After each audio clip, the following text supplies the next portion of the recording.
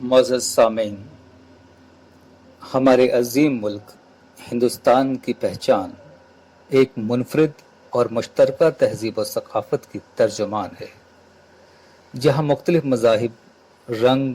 نسل اور تہذیب و تمدن کے علمبردار اس طرح یکجا ہو گئے ہیں جیسے مختلف پھولوں کی شمولیت پربہار چمن کی زینت میں اضافے کا باعث بنتی ہے۔ یعنی ہندوستان کی گنگا جمنی تہذیب اور وراثت کے نقوش جگہ جگہ نمایاں طور پر نظر آتے ہیں۔ ایسا ہی ایک عظیم صحیفہ ہے شری گرو گرنتھ صاحب۔ بنیادی طور پر یہ سکھ مذہب کا گرنتھ ہے اور سکھوں کے لیے دائمی گرو کا درجہ رکھتا ہے، لیکن جب ہم اس کے تشکیلی عمل کا جائزہ لیتے ہیں تو پتہ چلتا ہے کہ اس میں سکھ گرو صاحبان کے ساتھ ساتھ مختلف مذاہب کے ماننے والے صوفی سنتوں اور بھاٹوں کی قربانی بھی شامل ہے، اور اس غیر معمولی اور عظیم کام کا سہرا پانچویں پادشاہی شری گرو ارجن دیو جی کے سر جاتا ہے۔ دراصل گرو ارجن دیو جی نے بھی اپنے مرشد گرو نانک دیو جی کی مثبت سوچ و فکر کو اپناتے ہوئے مذاہب، ذات پات اور اونچ نیچ سے بالا تر ہو کر سب کو گلے لگایا اور کبیر جی کے اس قول کی تشہیر کی کہ اول اللہ نور اپایا قدرت کے سب بندے، ایک نور سے سب جگ اپجا کون بھلے کو مندے۔ دراصل گرو نانک صاحب کے دماغ میں جب اس خیال نے صراحت کی کہ ان کی قوم کے لیے ایک ایسی کتاب کی ضرورت ہے جو ان کو راہ راست پر لا سکے، تو انہوں نے سب سے پہلے پاک پٹن موجودہ پاکستان کا دورہ کیا اور شیخ المشائخ حضرت بابا فرید گنج شکر رحمۃ اللہ علیہ کا کلام حاصل کیا، پھر خود ان کے کلام سے ڈائیلاگ کیا، سمواد کیا اور اس روایت کو آگے بڑھایا۔ گرو ارجن دیو جی تک آتے آتے یہ روایت اور مضبوط و مستحکم ہوتی چلی گئی۔ تاریخی شواہد کی روشنی میں بات کریں تو کہا جا سکتا ہے کہ پانچویں پادشاہی شری گرو ارجن دیو جی نے سکھ مذہب کے لیے نمایاں خدمات انجام دی۔ انہوں نے ہی 1604 میں شری گرو گرنتھ صاحب کی ترتیب و تدوین سے پہلے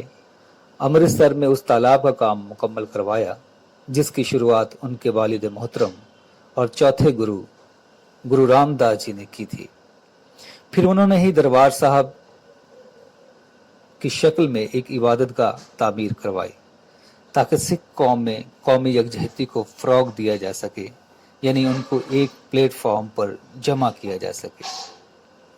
دربار صاحب کا سنگ بنیاد رکھنے سے قبل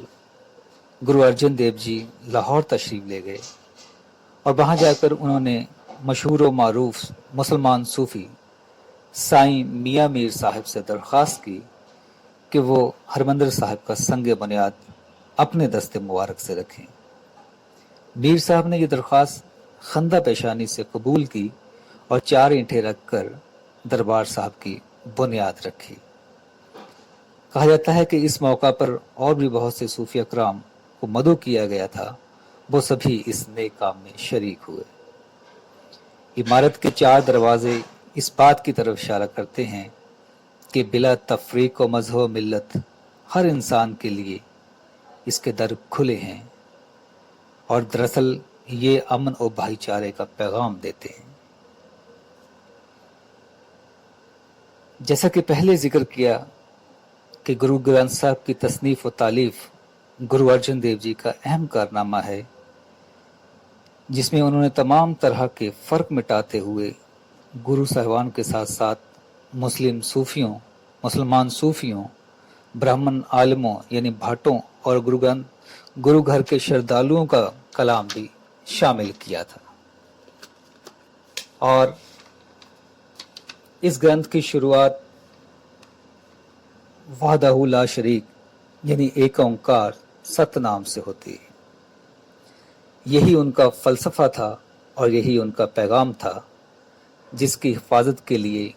انہوں نے اپنے پران تک نچھاور کر دیے اور جام شہادت پیا۔